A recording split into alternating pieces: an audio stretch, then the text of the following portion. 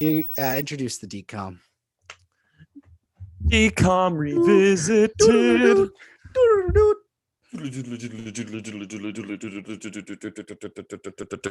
Get a clue. Hello, welcome to our DCOM revisited. And this week we watched Get a Clue with little Lindsay Lohan, post Parent Trap, pre Mean Girl, and pre that reality TV show she did when she was like on an island and she talks like she's Kathleen Turner. Oh now. yeah. So we also have Bug Hall, who this is post Little Rascals, but pre American Pie presents The Book of Love. And we also have Brenda's song, which is pre London Tipton. But let's face it, this is just London Tipton, but she's shorter and tinier. They have a shot of the Tipton in the opening credits. Literally the shot that they use, it's the Tipton. I'm like, oh my God, that's funny. That's funny. So the story of this. Also, we have Amanda Plummer, which I'm pretty sure it's her name. Yeah. Once I saw her, I was like, oh my God, where do I know her? And then I was like, okay, I do know her. Yeah. If you know your movies and you look at her and you're like, this girl looks like she's gonna kill somebody any moment. Yes, she shouldn't be a teacher. That's what I was thinking. Yeah. How do I know this murderer? Like, where do I know this murderer from? Oh, she's the girl that tried to murder people in the beginning of Pulp Fiction with Tim Roth. Exactly. So there's that. And for some reason, she's a teacher in this, which she shouldn't be because she's unhinged the entire time. Yeah, no, this is post Pulp Fiction. This is post Pulp. Wow. So Disney saw her and was like, let's make her a teacher. Yeah, Disney Channel was like, dude, we need to get... Dude, did you guys watch this amazing movie last night called Pulp Fiction? Yeah, dude, let's put her in a movie with little Lindsay Lohan. This will not go terribly wrong. So, this movie's about Lindsay Lohan is... she wants to be a journalist just like her dad. Yeah. So Lindsay Lohan plays Lexy. She's a spoiled rich kid who loves to get the best stories for her school's gossip column, but a pic she publishes of her teachers triggers a strange course of events, and one of the teachers goes missing. With her friend Jack, she decides to investigate and finds herself caught in a web of intrigue. It's an explosive parcel of action and adventure. So I will just say right now, with that, when you hear something like that, this sounds like it's going to be very exciting. But when it says action and adventure, I'll just say that the only adventure that we have in this is them riding a subway, but we don't even get a shot of them riding the subway. It's more than talking about riding on the subway. Mm-hmm. And the only action that we get is a cake being thrown at the guy who starred in The Nanny. So Elijah, what did you think about Get a Clue? Did you like this movie? Not as much, honestly. It was kind of I like the three main actors, but like I said with other DCOMs, this movie hops right in, and you kind of always immediately get the family value and what the family dynamic is in most DCOMs, like right away. And this one was no exception. We meet Lindsay Lohan's parents and younger sister right away, and the parents are incredibly bad actors. They're really boring. They have nothing memorable about them, which is the upsetting part. Like every parent is usually like, oh, something's going to come out of this. But no, the parents are kind of dumb. I don't like that. I didn't like them. And I like this. I don't like that. A lot of times they have the younger sibling be a weird ass motherfucker for no reason. They never explain it because they need someone to solve a mystery later. I'm starting to catch a trend with this. Oh yeah. With the formula of a Disney Channel original movie. I liked Lindsay Lohan. I liked Bug Hall, except something about Bug Hall that caught my attention was I think he doesn't normally have a New York accent, but he has a very strong New York accent in this, and it's good. I like his commitment to it because when he's doing it, it's like I was like, he's not from New York, but when he's doing it and every person he's acting with, it seems like they wanted to do a New York accent with him, but only when they're in scenes with him. It was like Lindsay Lohan's New York accent would slip when he's doing his accent, but not when he's when she's doing a scene with just Brenda's song or something. She sounds normal, but then she sounds like she's trying to do an accent because it's just like leaks out from Bug Hall. So I was like, kudos to Bug Hall for trying to make something out of the role, and that's why it stood out to him. That's why he stood out to me mostly. But otherwise, most of the characters and most of the plot elements and everything about this just didn't resonate with me because it wasn't super, what is the word? They didn't try hard enough to be like a character, you know, everyone was kind of flat. And I feel like even with the setting of New York, I feel like they didn't even properly feature New York because it was like just shots of like mannequins and stuff and like close-ups of their clothing. And I was like, I don't feel like I'm in New York, but I'm supposed to. And I think there was just something that's just a directing thing I didn't like. They didn't establish this world well enough, I feel like, for me to understand who these people were. I mean, the costumes kind of felt like it was supposed to like be like this, like another character in the movie. That is what I wrote down. I wrote like the costume designer probably had a lot of fun. Yeah, but the costumes looked like they only had like 2 hours to whip up. Yeah, or it might have been like they just brought everything in. And they're like, "Hey, kids, choose something." Because it was fucking some wacky clothing. I was like, is this what they thought New York style was like in the early 2000s? Or is that, were they trying to set a trend or what was going on? It felt like this entire movie was made within like a week or within like, it felt like one of those like 24-hour projects. Yeah, it did. Because like, it's just like, it's so bland and like, they're just all, it feels like they're all just, like it's something that you always say, which is when you hear the paper or something like that, or you see the paper, you can see the page when they're speaking. See the page. Yeah, no, you can definitely do that with this entire movie. You just see it just being this really quick. Let's quickly get this movie made. This girl is slowly becoming a star. She just did a big movie with Disney. Let's keep it going before like she's gonna be really hard to get. Yeah, and so let's have this be just a quick funny movie. Let's get that kid from the Little Rascals. Let's get this little girl who I wouldn't mind seeing more Bug Hall, honestly. I'd like to see where he's at. Dude, his accent. So you liked his accent. I thought it was I don't know. I mean, he sounded like that he watched Good Will Hunting a few times and then he was like, I'm running with it. I mean, hey, he's it stood out to me. That's why I remember him now, because he was doing an accent. I'm like, otherwise he's kind of a boring character too. Oh, they're all so boring. They're all the terrible. upsetting part. They're all like terribly boring. I like, because we know. You know how many times I started watching this and I fell asleep?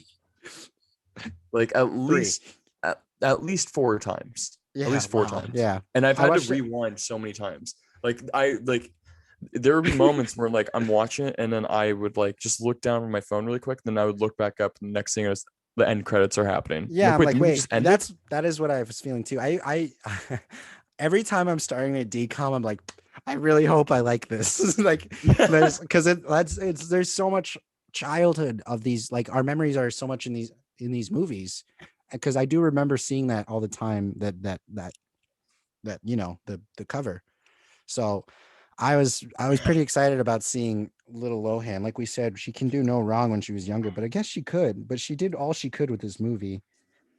I mean, yeah, it seemed like no one had like a good time making this. You know, everything was so forced. There's one part when her and her little sister, because they kind of butt heads, because of course, and at the end, her little sister like has like all these gadgets, and she gives her like these walkie-talkies, and she hugs her, and then like the hug already like made me uncomfortable. Like the hug, you can tell like they both were just like, quick, let's do this. Like it's like first day. It's like their first day of shooting. Like we don't even know each other. And then Lindsay Lohan walks to the door and she's like, you know what? I'm gonna keep you. Just like, that's supposed to work. Like yeah. Like that was such a weird line, and that was such a weird delivery.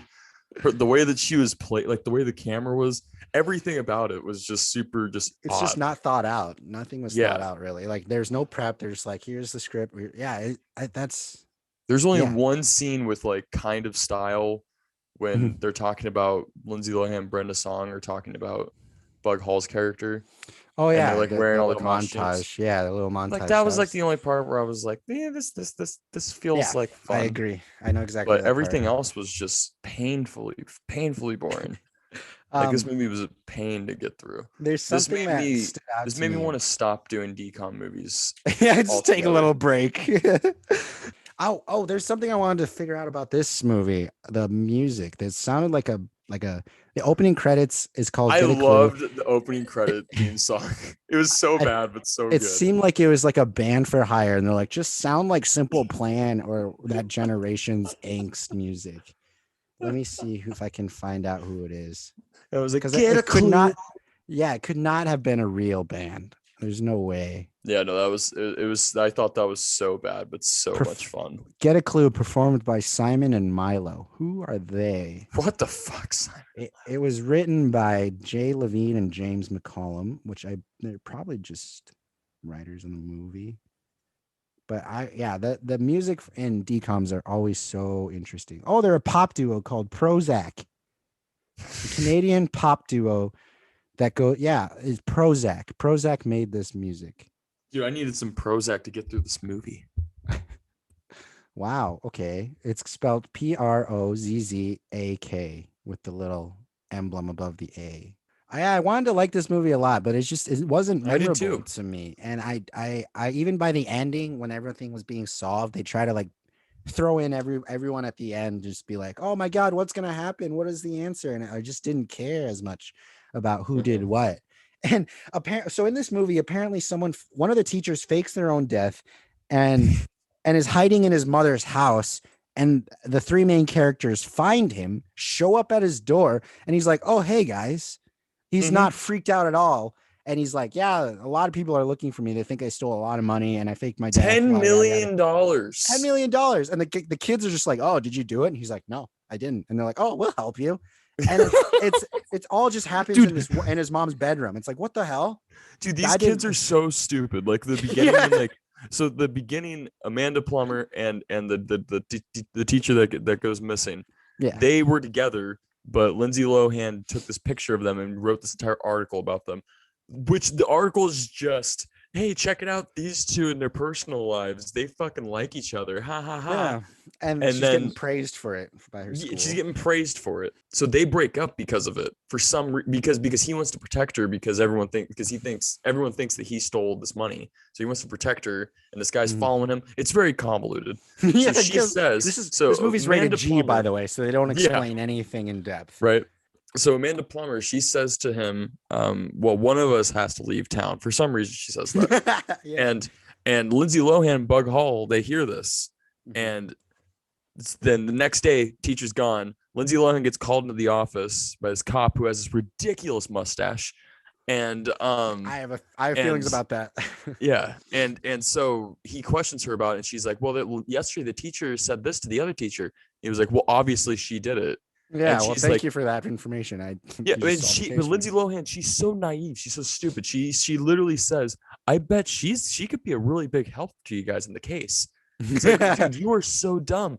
It's clear that she did it. I mean, obviously she didn't do it, but by the end, you find out she did not. Yeah, and those like little nuggets right there. It's like, well, we're gonna question her, and she's sitting there being like, "Wait, no," and she keeps saying stuff like. Lindsay Lohan's character keeps wondering, like, oh my God, why do they think it's her? Why is this all this stuff happening?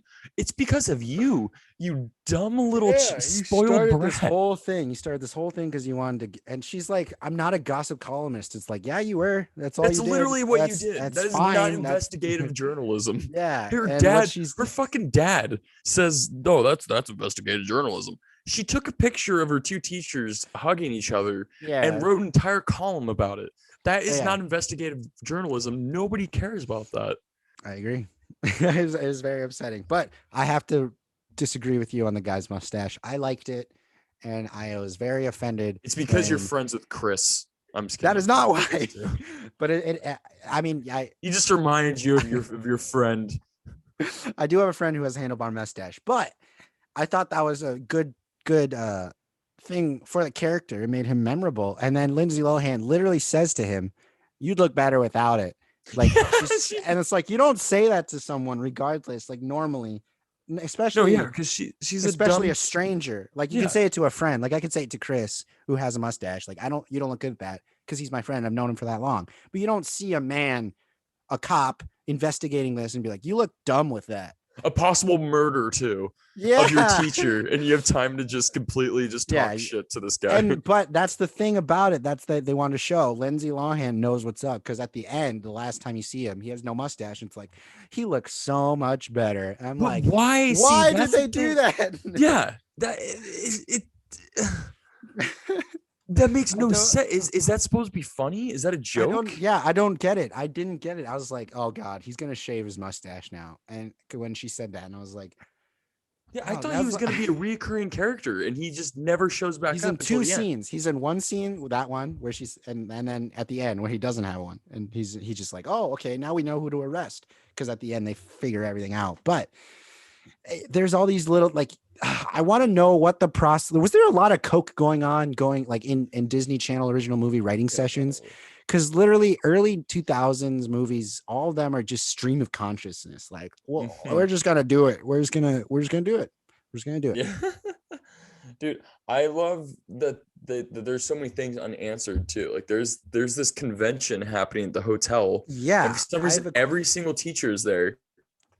Yeah, and there's a guy who pretended to. There's this homeless character throughout the whole movie. There's this homeless guy, and at the very end, it's revealed that he's a teacher or a politician or something, and he's like, I understand. Yeah. He's like, I understand what it's like to be in poverty now, because the only thing I had was this coat. And it was like one of the only things that they noticed about this homeless man in this coat. And he's like, but it was all disguise. And he's like, actually this mannered guy I don't even know what he was. Well, you know why? No, he was like he was on some kind of board. They clearly did it just so they can show her for some reason, because this movie like tried to like have an arc with her, but it was completely unearned, where she realizes from being on the other side of New York that there are people that are poor. Yeah, you live in Brooklyn. There are people that walk. There's a weird scene where Brenda Song's character doesn't know how to walk up fucking stairs. Oh, I must. Do you remember that? Looked at my phone at that part, because I don't. She couldn't walk up fucking stairs. That sounds about right, but I don't remember that part actually. That's the moment when I was like, "Oh my God, this is London Tipton. This is London Tipton before she became so ditzy." Yeah, like this girl's ditzy, but London is no brains. She sold him for gold. Yeah, but so you gave this movie a nostalgia rating of 4. I did because my brother and I loved it when we were kids, and I remember really liking it. It was one of the first DVDs that we bought of Disney Channel movies, because once High School Musical came out, they started releasing them on DVD finally. Yeah. And this one, my brother and I were always like, we fucking love this one. My cousin and I were like, we fucking love this one. Yeah. But now I'm watching, I'm like, what the fuck is this? I don't remember any of this. The only part I remember, Elijah, the only thing that I remember is Bug Hall's hair. I always thought that was weird. I feel like it always looks like that. Now we know why John Krasinski did it in The Office, though. He watched Get a Clue. It's just like no one committed to anything except Bug Hall and his accent. That's it. That's the only thing that was commitment through the whole movie. I'll give you that. Oh boy, I gotta give this movie a 2. Yeah, I would. Good God, I would go 1.5. Yeah, it's because I did like. Show your kid Parent Trap. Yeah. Watch Parent Trap. Watch Freaky Friday. Watch American Pie Presents The Book of Love. Bug Hall. Yes. Is that good? Is he good? Watch anything else. Is he good? It's better than this. I think I like Bug Hall, so I actually wouldn't mind looking him up. I haven't seen that one since I was a kid, because I was a huge American Pie fanatic. Right. As a kid. As a kid. What was your favorite childhood movie? American Pie. No, American Pie Presents Band Camp. Oh, yeah. What's your favorite movie as a kid? American Wedding. That's funny. I think that's our episode. Yeah, sounds good. Yes. You want to end this? Yeah. Right, cool. Should we call it a day? All right. See you in the office, Bill. Thank you for listening to another episode of History of Popcorn. If you made it this far, you are a trooper. And tell your friends about it. Download our episodes. Follow us on Twitter, Instagram. Subscribe to us on YouTube so we get those numbers up. We like doing this for you guys, and hopefully we don't hit a wall soon. Foreshadowing, maybe. Who knows? Just kidding. Yeah. Do you have any closing words for all the people who are listening? I hope I second that. I hope we do not hit any walls. That was very dark right there. All right, see you later, guys. I hope we don't fail soon. Bye. Bye.